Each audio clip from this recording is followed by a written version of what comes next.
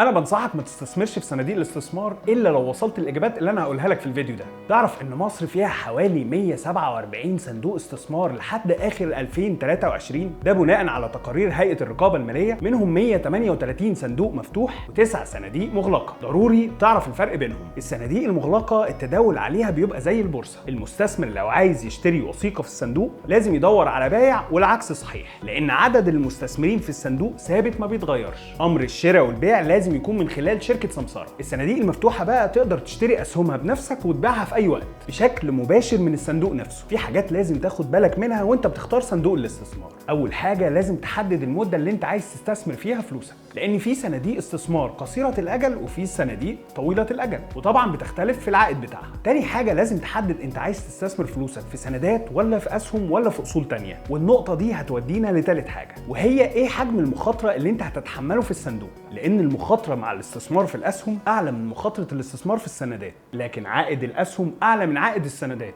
في انواع مختلفه من الصناديق زي صناديق النقد، وهي اللي بتستثمر في السوق النقديه زي المعاملات الائتمانيه والقروض، وكمان سندات التجاره والديون الحكوميه، ودي ميزتها ارتفاع سيولتها مع انخفاض المخاطره. في كمان صناديق الايرادات الثابته، بتستثمر في السندات واذون الخزانه، واسعار الفايده بتاثر على قيمه الصناديق وادائها بصوره مباشره، ودايما عوائدها بتكون قليله. وفي صناديق تانية متخصصه في الاسهم، بتكون نسبه الاسهم فيها مش اقل من 75%، وبتكون عاليه المخاطر، علشان كده عوائدها بتكون اعلى من صناديق الايرادات الثابته. في نوع من الصناديق بيكون مختلط، بينوع في الاستثمار ما بين الاسهم والسندات واذون الخزانه. مخاطر الصناديق دي بتكون متوسطه، وعوائدها بتكون اعلى من عوائد الاستثمار في الصناديق الثابته. رابع حاجه لازم تشوف معدل الاداء للصندوق، يعني تشوف متوسط العائد على الصندوق خلال السنين اللي فاتت كانت قد ايه. الصناديق بتدي عوائد مختلفه، في سنوي وفي كل 6 شهور او 3 شهور او شهر، وفي كمان تراكمي يومي، وده انت بتحدده على حسب احتياجاتك. خامس حاجه بعد ما تكون حددت الصندوق لازم تقرا كويس التقييمات اللي على كل صندوق. سادس حاجه لازم تعرف كل صندوق عليه مصاريف مستحقه قد ايه، لان ده هيفيدك انك تقدر تشوف العائد الحقيقي اللي عاد عليك من الاستثمار في الصندوق ده. اغلب الصناديق بيكون الاشتراك فيها يومي قبل الساعه 12 الظهر، وبيكون في حد ادنى للاكتتاب